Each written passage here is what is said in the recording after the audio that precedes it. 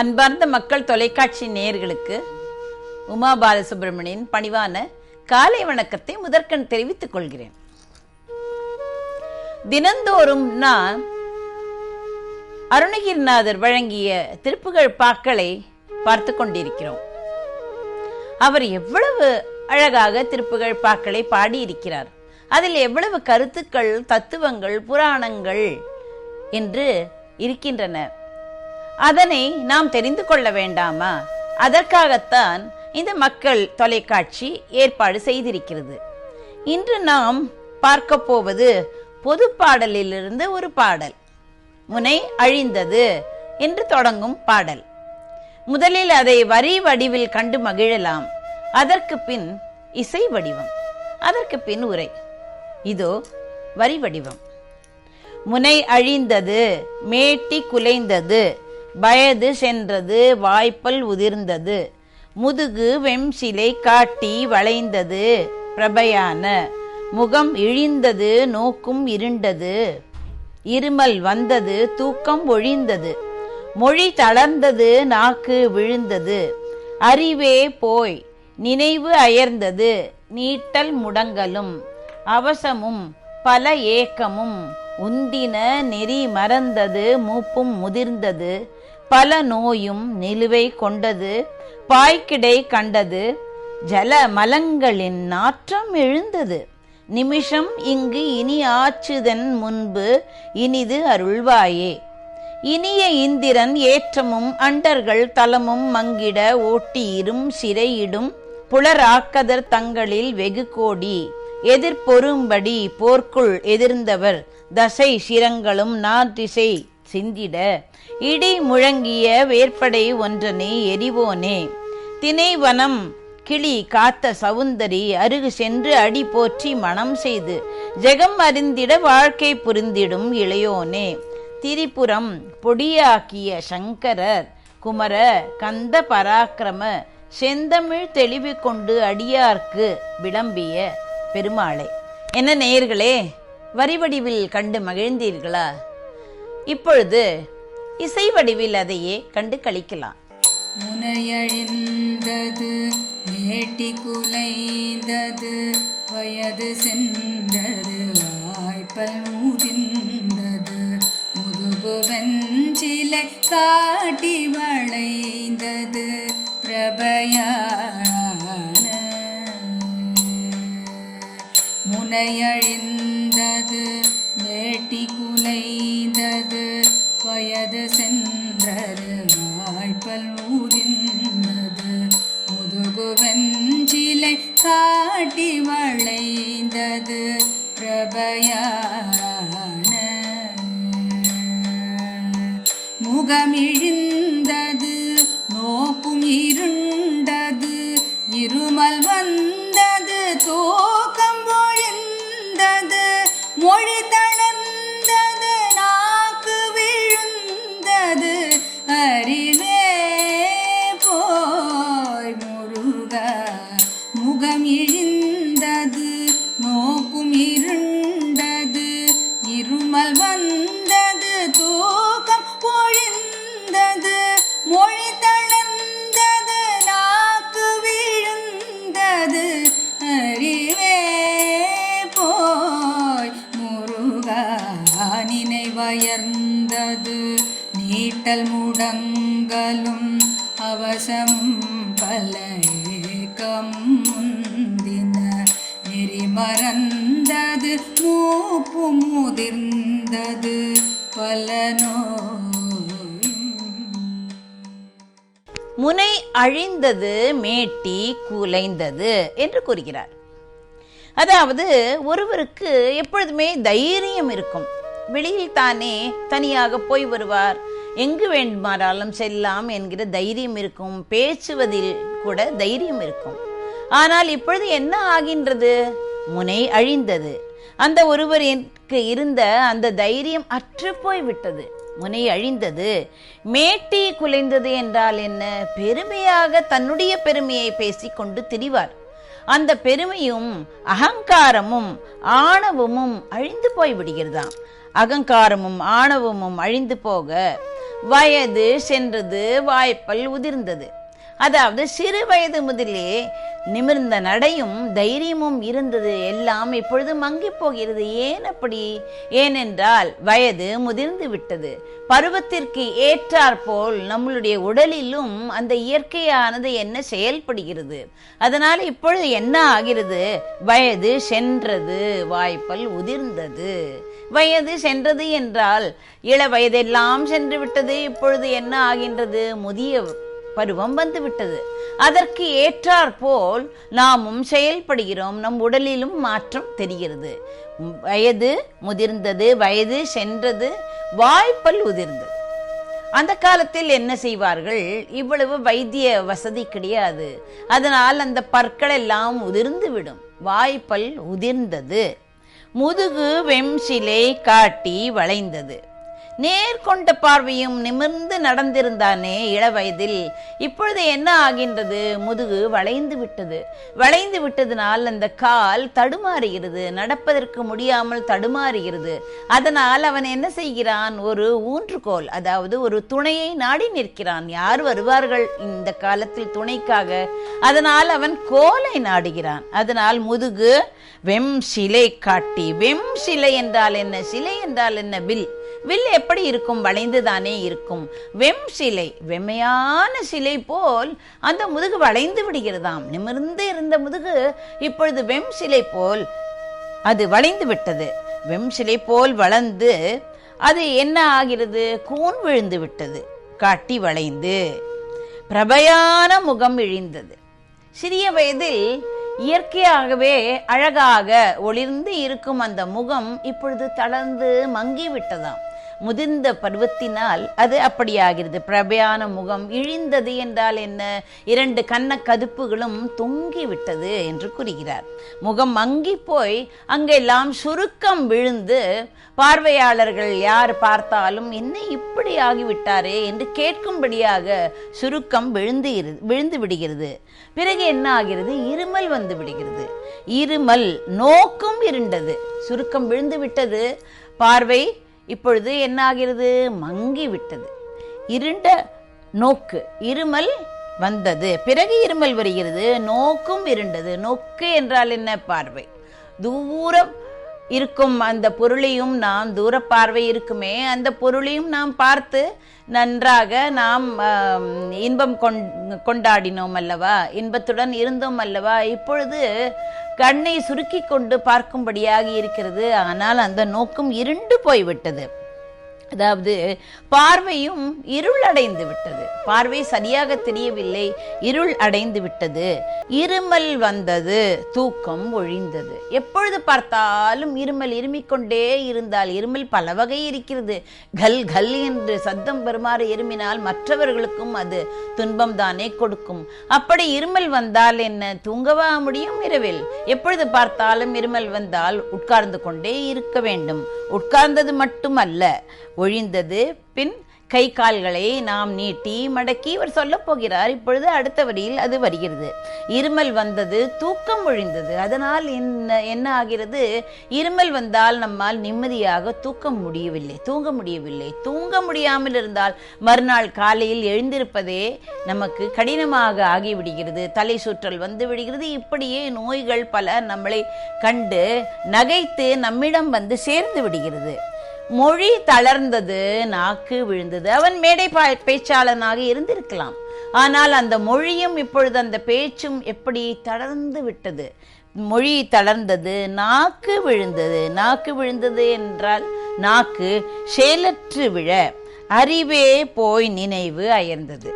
புத்தி கெட்டு போய் ஞாபக மறதியும் கூடவே வந்து விட்டது. எந்த நினைவும் இல்லாமல் நாம் மறந்து, இப்பொழுதுதான் 1 மணி நேரம் முன்னால் செய்திருப்போம், அதுவும் நமக்கு மறந்து விடுகிறது. யாருடைய பேரானம் மறந்து விடுகிறது. இப்படி நினைவு கெட்டு போய் நமக்கு ஞாபக மறதி வந்து விடுகிறது. நீட்டல் முடங்கலும். இரவு நமக்கு தூக்கம் இன்மையால் என்ன செய்கிறோம்? காலை நீட்டி மடக்கி நீட்டி மடக்கி அப்படியே ஆகி அவசமும் பல ஏக்கமும் உந்தின. அதனால் என்ன ஆகிறது? மயக்கம் வருகிறது. மயக்கமும் பல கவலைகளும் ஏற்பட்டு உந்துகின்றன, நம்மை உந்துகின்றன. நெறி மறந்தது, மூப்பும் முதிர்ந்தது. ஒழுக்கமாக நெறிமுறைகள், காலையில் எழுந்தவுடன் காலை கடன்களை கழித்து அதற்கு பிறகு குளித்து தெய்வத்திற்கு பூஜனை செய்து அப்படியெல்லாம் செய்து வந்தோமே, அந்த எல்லா நெறிகளும் நமக்கு தவறிவிடுகிறது. நெறி மறந்து விட்டது. ஏனென்றால் நினைவு அயர்ந்தது என்று கூறினார் அல்லவா? அதனால் அந்த நினைவு தப்பிவிட்டது. பல்லை நாம் விளக்கினோமா அல்லது இல்லையா என்று கூட தெரியாத நிலை வந்து விடுகிறது. நெறி மறந்தது, மூப்பும் முதிர்ந்தது. மூப்பு என்பது என்ன? அந்த கிழத்தன்மை முதிர்ந்து விடுகிறது, அதிகமாக ஆகிவிடுது. வயதாக ஆக ஆக அந்த கிழத்தன்மை நம்மை பார்த்தாலே மற்றவர்களுக்கு தெரியும்படி இருக்கிறது. அப்படி இருக்கும் பொழுது என்ன ஆகிறது? பல நோயும் நிலுவை கொண்டது. நோய் வந்து விட்டு போயிருந்தது இவ்வளவு நாட்களாக. இப்பொழுது வயது முதிர்ந்து விட்டது. அதனால் நமக்கு வலிமையும் குன்றிவிட்டதுனால் இந்த நோய்கள் எல்லாம் என்ன ஆகிவிட்டது? நிலை கொண்டு விட்டது, இங்கேயே தங்கிவிட்டது, அது போகவே மாட்டேன் என்கிறது. அப்படி வயதாகியவுடன் பலவிதமான வியாதிகள் எல்லாம் நிலையாக பீடித்து உடலில் தங்கிவிட்டது. பாய்க்கிடை கண்டது. அந்த காலத்தில் என்ன செய்வார்கள்? கீழே பாயை போட்டு எல்லோரும் உருளுவார்கள், பாயில் படுத்து தூங்குவார்கள். அப்படி பாயில் கிடக்கும்படி ஆகிவிட்டது. எழவே முடியாமல் அப்படி இருக்கிறது. மற்றவர்கள் தான் மற்ற வேலைகள் எல்லாம் அவருக்கு செய்யும்படி ஆகிவிடும். ஜல மலங்களின் நாற்றம் எழுந்தது.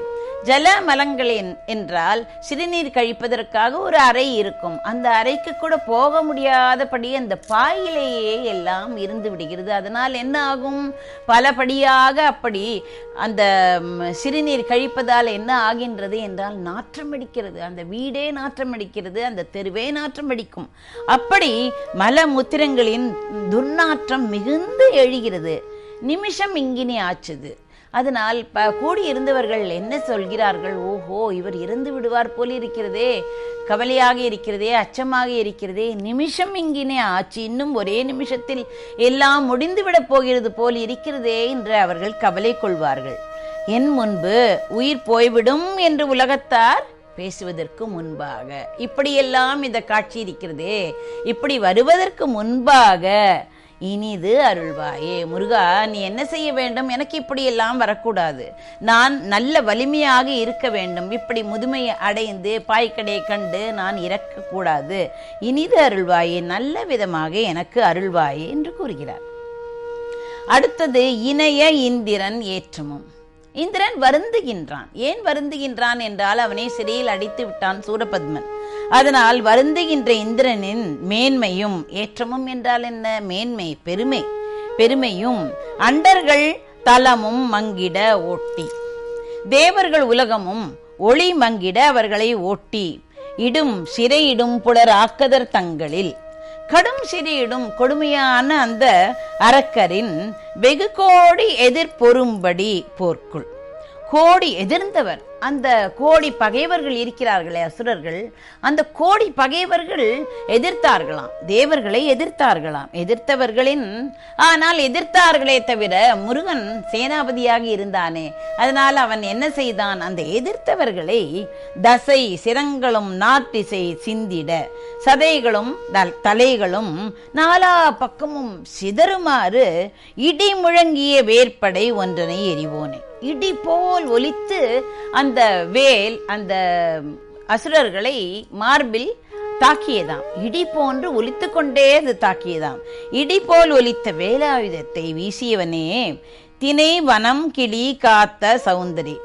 திணைப்புனத்தை காப்பதற்காக எதற்காக காக்க வேண்டும்? கிளிகள், வெட்டுக்கிளிகள், கிளிகளில் பல வகை உண்டு, பறவைகள் இருக்கிறது, எல்லாம் என்ன செய்யும்? அதை சாப்பிட்டு விடும், திணைகளை சாப்பிட்டு விடும். அது மட்டுமல்லாமல் அந்த இலைகளை எல்லாம் கடித்து துண்டு துண்டாக ஆக்கிவிடும். அதனால் அதிலிருந்து காப்பாற்றுவதற்காக இவள் ஓலம் ஓலம் என்று ஆலோலம் பாடிக்கொண்டு இருந்தாள், கற்களை வீசிக்கொண்டு. அப்படிப்பட்ட திணைப்புனத்தில் கிளிகள் வராதவாறு காத்த அழகு வாய்ந்த வள்ளியின் அருகு சென்று அடி போற்றி மனம் செய்து. அவளுக்கு அருகில் சென்று, அவள் வேண்டாம் வேண்டாம் என்று சொன்னாலும் இவர் பல வேடங்கள் தரித்து அவளுடைய அருகில் சென்று அடி போற்றி அவளுடைய திருவடியை போற்றி புகழ்ந்து மணம் செய்து, பிறகு என்ன செய்தார்? மணந்து கொண்டார்.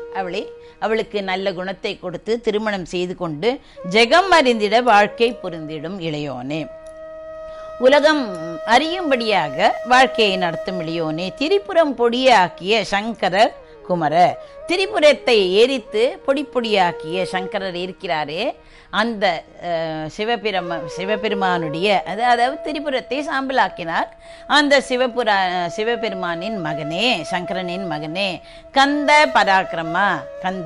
பராக்கிரம மூர்த்தியே, செந்தமிழ் தெளிவு கொண்டு அடியார்க்கு விளம்பிய பெருமாளே, செந்தமிழை தெளிவோடு அடியார்களுக்கு உபதேசித்த பெருமாளை. சம்பந்தராக வந்து இந்த தேவாரத்தை எல்லாம் நிகழ்த்தினார் அல்லவா, அதைத்தான் குறிப்பிடுகிறார். அப்படியாக உலகத்தாரின் நையாண்டி பேச்சிற்கு இடமாகாமல் நான் உயிர் இழக்கக்கூடாது முருகா, உன் திருவடி நிழலை எனக்கு கொடுக்க வேண்டும் என்று அவர் வற்புறுத்துகிறார். இளமையில் நாம் என்ன செய்கிறோம்? வலிமையாக இருக்கிறோம். இளமையில் வலிமையாக இருக்கிறோம். அதனால் ஏறு நடை போட்டு வீறு நடை போட்டு பெருமையாக நம்மை பற்றி பெருமையெல்லாம் பேசிக்கொண்டு திரிகிறோம். ஆனால் வயது வந்தால் எல்லாமே போய்விடுகிறது. பற்கள் உதிர்ந்து விடுகிறது, கண் தெரியாமல் போய்விடுகிறது, நம் மொழியும் தடுமாறுகிறது. இப்படியாக வந்து கால் கையை நீட்டி முடக்கி அப்படி ஆகிவிடுகிறது. பிறகு பாய்க்கு இடையில் நம்மளை தள்ளி விடுகிறது. நோய்கள் எல்லாம் நம்மிடம் வந்து சேர்ந்து விடுகிறது. அப்படி எனக்கு மரணம் வராமல் இயற்கையாக அமைதியாக மரணம் வர வேண்டும். அப்படி வந்தாலும் நீதான் அருள் புரிய வேண்டும் முருகா என்று கூறுகிறார்.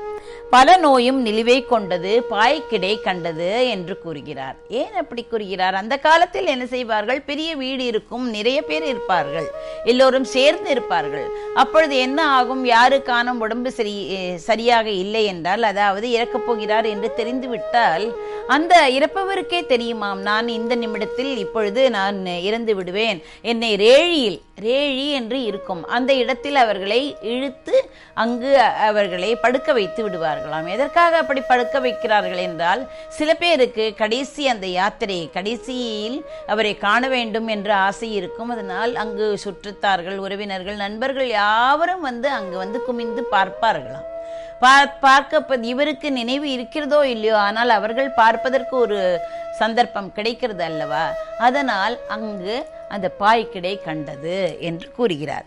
அப்படிப்பட்ட அதில் வைத்து விடுவார்கள். யாவரும் கடைசி காட்சியை அவர்கள் பார்ப்பார்கள். இக்காலம் போல் அதிக அந்த காலத்தில் வசதி கிடையாது, அதனால் அவ்வாறு செய்வார்கள். அப்படி செய்தாலும் வைத்தியரிடம் போவதற்கும் வசதி கிடையாது. அதாவது வைத்தியர்கள் அவ்வளவு உயர்ந்த வைத்தியர்கள் கிடையாது. இருந்தாலும் இறைவன் அடி சேர்வதற்காக அவர்கள் ஒன்றும் அச்சப்படுவதும் இல்லை. எவ்வளவு வினோதமாக இருக்கிறது பார்த்தீர்களா? அடுத்த பத்தியில் முருகன் எவ்வாறு இந்திரன் மற்றவர்களை எவ்வாறு சிறையிலிருந்து விடுத்தான் என்பதை பற்றியும் சொல்கிறார். பிறகு வள்ளியை பற்றியும் திரிபுரம் எரித்த சங்கரனை பற்றியும் கூறி முருகன் பெருமையை கூறுகிறார். எப்பொழுதுமே முருகனுடைய வேல் என்ன ஆகும்? சக்தி வேலாக இருந்து ஞான வேலாகவும் இருந்து அது மற்றவர்களை அழிக்கும் வீர வேலாகவும் செயல்படுகிறது. முனையழிந்தது மேட்டி குலைந்தது வயது சென்றது வாய்ப்பல் ஊதிந்தது முதுகு வெஞ்சிலை காட்டி வளைந்தது பிரபயான முனையழிந்தது மேட்டி குலைந்தது வயது சென்றது வாய்ப்பல் ஊதிந்தது முதுகு வெஞ்சிலை காட்டி வளைந்தது பிரபயான முகமிழிந்தது நோக்கும் இருண்டது இருமல் வந்தது தூக்கம் ஒழிந்தது மொழி தளர்ந்தது நாக்கு விழுந்தது அறிவே போய் முருகா முகம் இழிந்தது நோக்கும் இருண்டது இருமல் வந்தது தூக்கம் ஒழிந்தது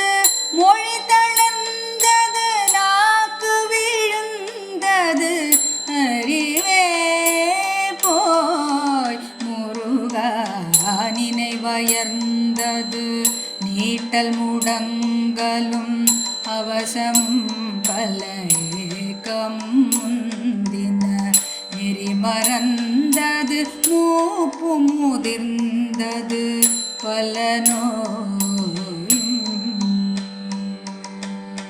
நிலுவை கொண்டது பாய்கிடை கண்டது ஜலமலங்களின் நாற்றம் எழுந்தது நிமிஷம் இங்கினி ஆச்சுதன் முன்பினிது அருள்வாயே முருகா இணைய இந்திரன் ஏற்றமும் அண்டர்கள் தலமும் அங்கிட ஊட்டியிரும் சிறை இடும் புலரா கதர் தங்களில் வெகு கோடி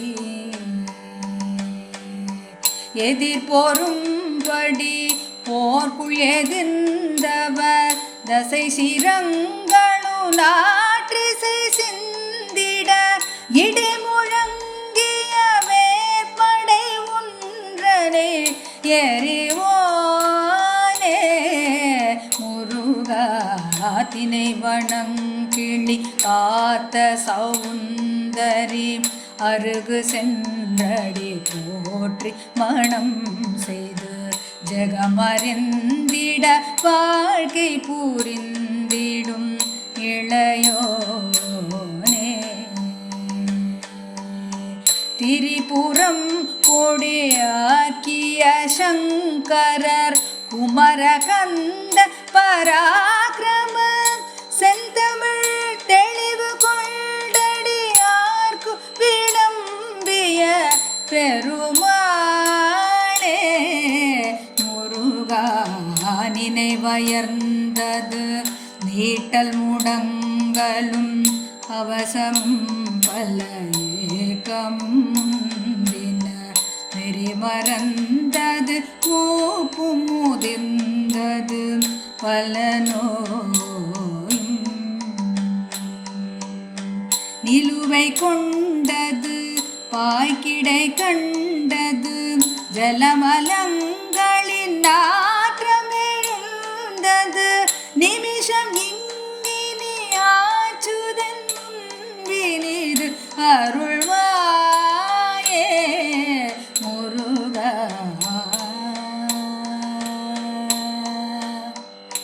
முருகா.